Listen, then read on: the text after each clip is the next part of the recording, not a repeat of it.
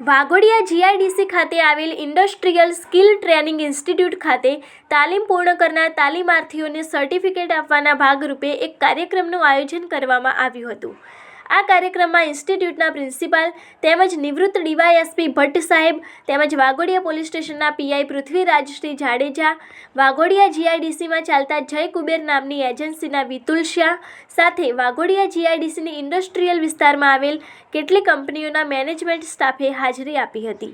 આ કાર્યક્રમમાં ઇન્સ્ટિટ્યૂટમાં તાલીમાર્થીઓએ પોતાના કોર્સોની તાલીમ પૂર્ણ કરેલ તેવા તાલીમાર્થીઓને હાજર રહેલા મહેમાનોના હસ્તે સર્ટિફિકેટ એનાયત કરવામાં આવ્યા હતા।